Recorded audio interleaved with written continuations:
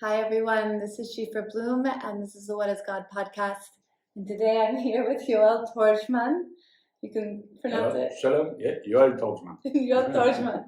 And we're here in Sfat, and Yoel is an artist and we're in his home studio, and you created 613 artworks? Yeah. Well, Hashem, I was blessed. Hashem helped me to make 613 creation.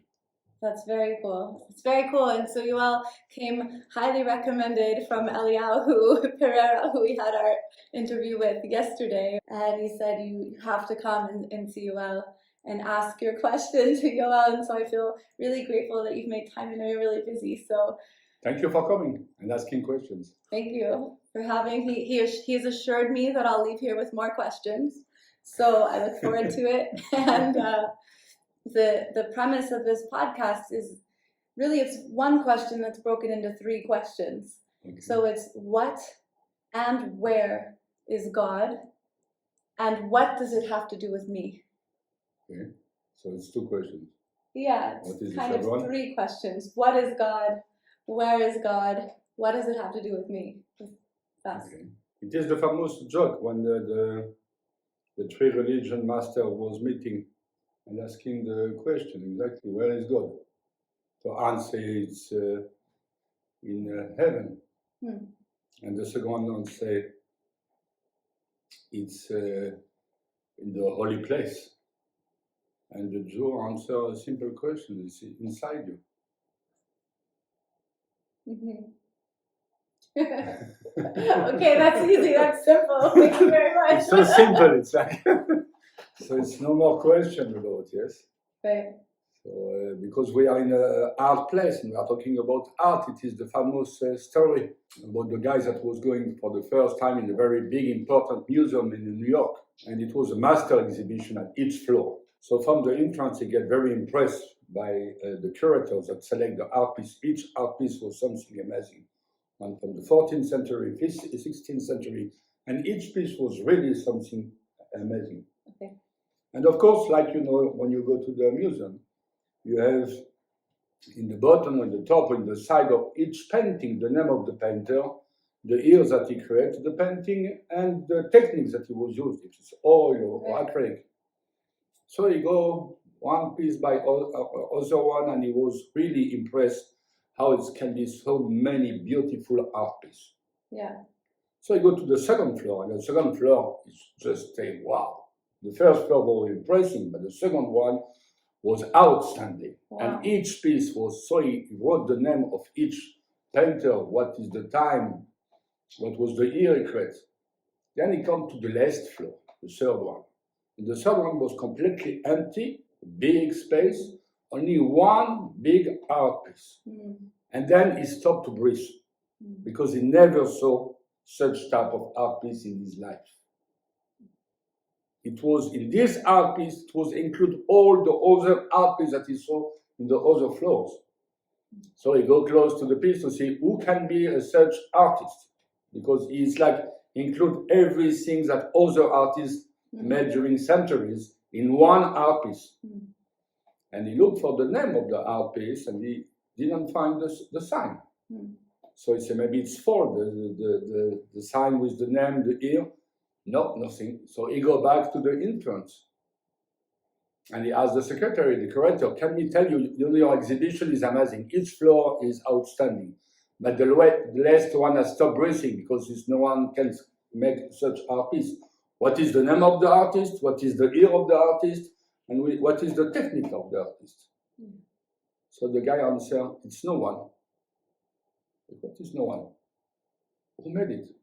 It was just made. The answer, I told you that you are going to go out with more questions, yes? This is a question without answer, that the answer itself answers everything. Can you imagine anything that was created without a creator? It's impossible. So if you go floor by floor and everything you discover in your life, in the world, and you ask who made it, yes, you buy a Toyota, it's made by Toyota, Rolls-Royce by Rolls-Royce, yes, painting by painting. When you make food and your guests come and they ask, oh, how did you make it? You don't say, oh, it was made alone, yes? Yeah. So who made the tomato? Who made the sky? So the question about that is, the answer is very simple. It's not even understanding, it's not intellect, it's not a question to ask. When you see anything that is created or made, that where is the creator? Is inside, everywhere. Because nothing can be made, even by what you can imagine, by no one, by nobody. Nobody did it, just splashed from somewhere.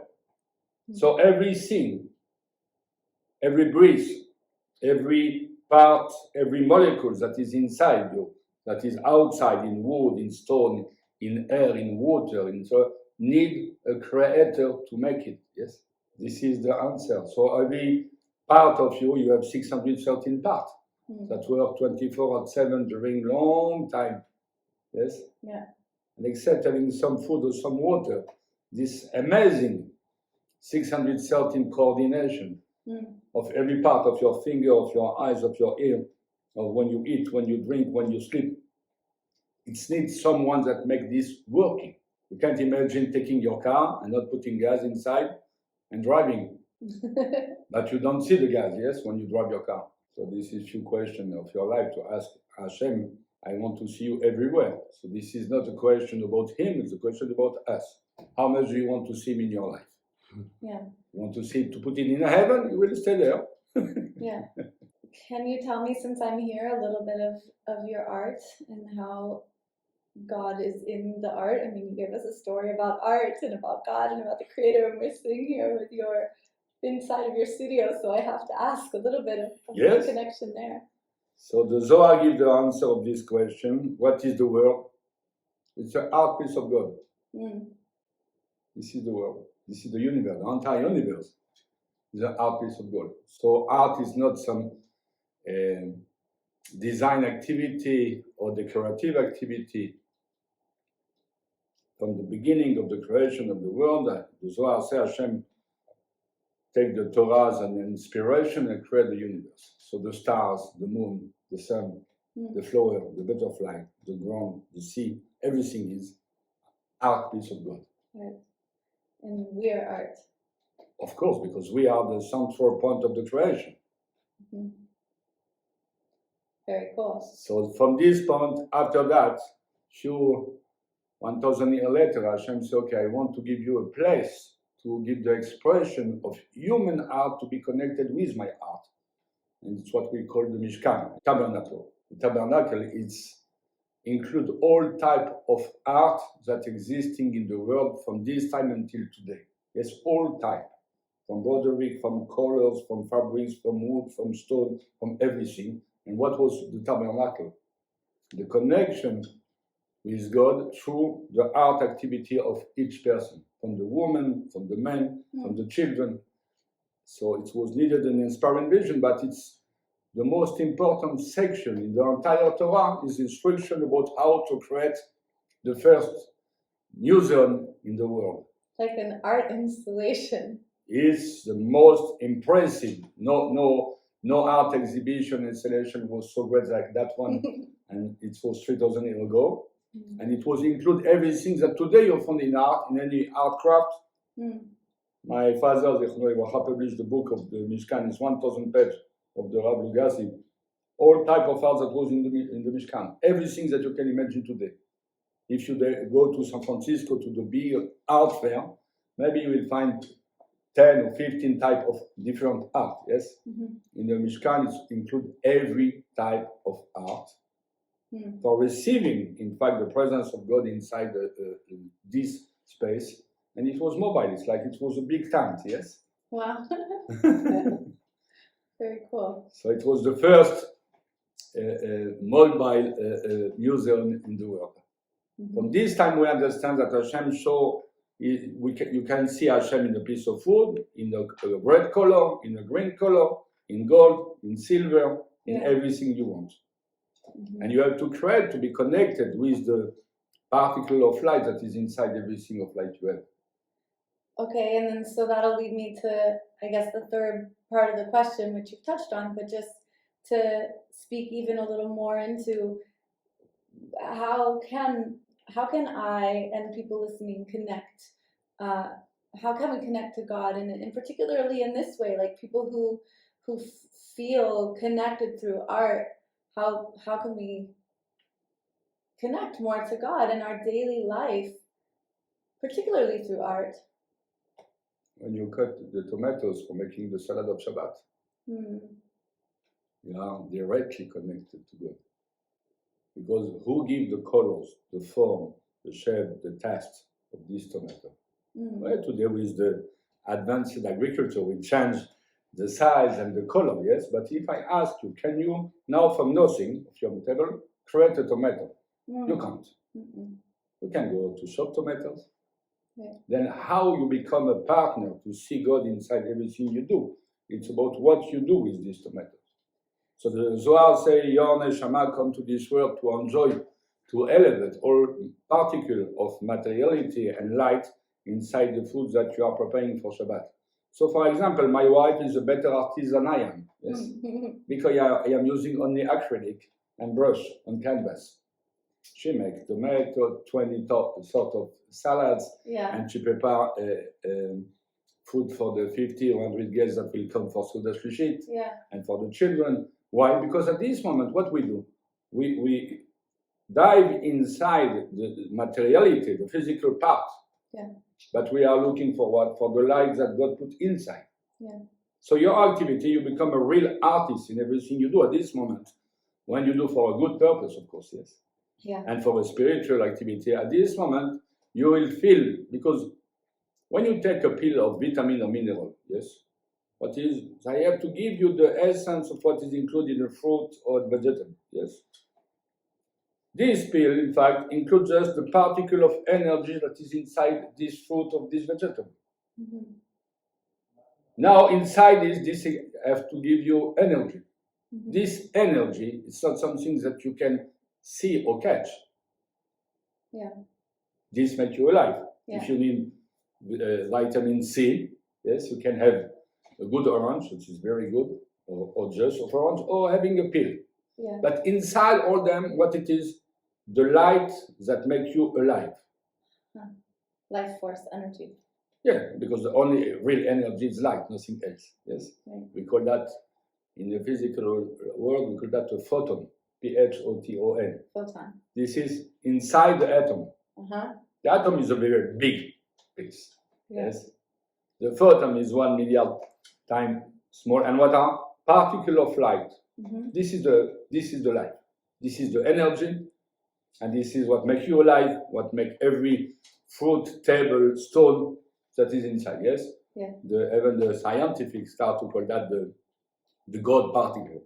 The God particle. Yeah, because it's covered in everything. So it's light in everything, not just when you turn on a lamp. The lamp is the light that you can see. What makes you alive and what everything existing is a type of light that gives you the energy of life and that you can't see. So you are a fantastic artist and you are preparing food for Shabbat. Well, I'll just recap. So it's really amazing because here we are, we're talking about God and we're talking about art, and now we're talking about photons and very scientific things, and you don't necessarily expect that the conversation is going to go that way when you start a conversation about God. And you know, this podcast for me is about finding truth and finding commonality, and so often, unfortunately, I feel like there can be this belief that religion and science have to be at odds, and yet you've just very clearly, in just like such a matter-of-fact way, brought them together. In the Judaism, the Torah, it's no religion. It's a word that concerns other religion and not the Torah. Because religion is an act of making a religious act that will make something holy or something like that. It's completely opposite concept of the Torah. The Torah is what we talk about, the light, and this light is definitely something that no human can control. Yes, because it's coming exactly from God and it's everywhere at the same time. So, in fact, you are not making an act of religion. You are just connected. You go with that. It's what the Torah calls halakha. It's going, yes, working. Yeah. Beautiful. Okay. And then, so you are the perfect representative of God, because your face, your eyes, your ear, your sense, your 613 parts that are working perfectly with no sensor, no control, no battery, no chart. It's like just the consciousness of that make you feeling God in your finger, in your breath, in everything. Right. Because it's just there. Yeah, and to really contemplate that and take a moment and look at my fingers and feel God in my fingers. And, Yes. and to really... You said the word, contemplation. Contemplation, yeah. And to really, to also just recap the other thing that I heard you say that I think is very powerful for me to contemplate and for people listening is this idea that I can wake up and think, okay, today I get to make art out of my day, and I get to be an artist, and I get to go to the supermarket, and the things that I choose to put in my basket are basically the colors that I'm putting on my palette for the meal that I'm going to make, for how I'm going to feed myself or whoever's coming to my table, and that really every little thing that I do throughout my day, it can be as an art piece, and all of the choices are just colors on the palette, but it's up to me as to, how I want to put them together. It's up to you to decide what is the percentage of art life you want or not. Right. So your consciousness, your awareness about what you do is exactly the level of connection you have. Beautiful. Yes.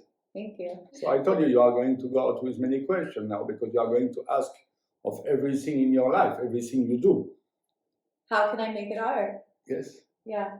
And the connection is always from God to us. It's non-stop connection, like you are alive 24/7. You don't have somehow that, like a car, you put off and after you put on. You are with God 24/7 in every little thing you do. So the question is not about God, about us. It's about us, about God, how we receive, we connect, we become a vessel, and we open our eyes to see this is automatic things. My finger is moving automatically, or no? Because when someone have an accident, shalom, and you have a problem with the finger, and it takes 4 months for the doctor to make it working again, at this moment you open your eyes and you say, wow, Hashem is making my finger working every second. Yeah, it's amazing. I am so lucky. I stand up today. I can breathe. I can eat. I can see. Yeah. I can move. Right. So at this moment, your consciousness, your thoughts about the presence of God inside you and inside everything you do change completely. Your life becomes an art life.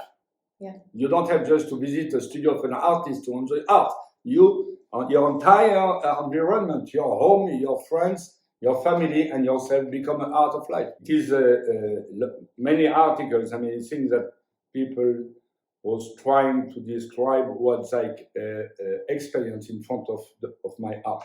At the end, it was very hard for them to give a real definition, because it's covering in an abstract way the entire history of art of the last 5 centuries, as it includes everything that we can feel, and everyone feels something differently. Okay. So at the end, to describe the process of what happened and what is art life and what is real art, this is something very nice, and they use a philosophic word that is called Creality. You have the realities that you don't want to see, automatics, business, and daily life. You have creativity that give you completely different vision of what life it is.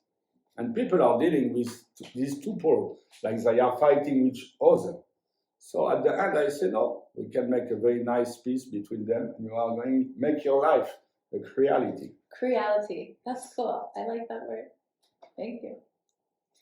It makes me think of how, something I really like to do is to see, okay, well, I used to have a huge garden, and it was just like, well, what's fresh today? What's available? And then based on whatever happened to be in the cupboard and whatever happened to be harvestable that day, like, what's the coolest meal that I could possibly make out of just what's available? And so what you're saying makes me think, like, so too with life, what is the situation? And how can I make this situation, as I find myself in, the most artful as possible? Yes. And then what you said before, if you go to your garden not with an idea about what you are going to do, but to start just to have contemplation and to have a smell and to feed your eyes with what was now, this morning, at this moment, it will inspire you to say, oh, I will do that. You don't come, I want to do this, and I will take the what I found in my garden. You take the opposite. You start by contemplate. Right. At this moment, you become an artist because you get an inspiration for the colors. Then this onion was growing today, I will take, and this herb and this that. So you start to smell it, you start to look at it, and you look inside. When you look inside, automatically it comes to your mind, oh, maybe I will make this type of salad with this and that. I love this, yeah. So you get inspired by your own contemplation, by your eyes, right. Because eyes are the most important communications that we have, more than anything else. Mm. Yes, you live what you want to see. Interesting. Okay. So what you want to see. And if you arrive to your garden before that and you decide, okay, I will make a tomato salad. So you directly go to the tomato and you cut it and you go back. It's no inspiration. It's not contemplation. It's no process. It's just following an idea that you had before. Now you can just go to your garden and you look at the sky. Probably say, oh, what a nice blue sky today. Or if it's raining, oh, it's good. Yeah. Because it may grow everything. And then you have the smell. Because it is smelly in everything. Yes, it's the perfume. And then your eyes, you contemplate the colors. Something you go beyond the first vision, because each tomato has different type of red inside one tomato and between them. This is a type of food for the energy before anything. It's what the Torah says, that the blind is never satisfied from what he's eating because he don't see what he eats. Wow. Yes, in French we say also, you start to eat with your eyes and after with your mouth. Because the eyes inside the Torah, this is the art life. Like it's about the tzitzit, to read them. You have to look of everything. You have to remind you what you saw when you was at Sinai. It's inside you, yes? Yeah. But you can say, okay, you could look at the tomatoes and you can say, oh, it's sweet tomatoes, doesn't look good today. This is one type of vision. Right. Another angle is, wow, look at this tomato. She's so beautiful. She just grew today. Yes? Yeah. So your contemplation about what surrounds you, what comes inside your life, what is in front of you, will give you inspiration to be connected with the light of God that is inside everything, and not the intellect part. Yeah, and that's really a releasing of a certain level of control too, to just go out into the world and be open and open my eyes and say what's actually available here, and then how can I use this ingredients to then co-create. Exactly. So you become a partner of co-creation with Hashem. So you Creality, in fact. Yes. Creality. Okay. Thank you. I mean, we could just go on and on and on, but I know we said we would keep it short, and this is really special. And so, do you have a website or anything that people could see some of your art? Yoel Tordjman art.com. YoelTordjmanArt.com. Okay, I'll put it in the notes also. People can either go to Yoel Tordjman or whatisgodpodcast.com. It's easier to remember. You can also find it there. What are these cards? Are they something? May I open it? Yeah, of course. Okay. There's just a box of cards sitting here, so it looks like it's his business card. Oh wow, I could spell your name for people. That would be helpful. So it's YoelTordjman art.com. Beautiful. Thank you. Thank you. Okay.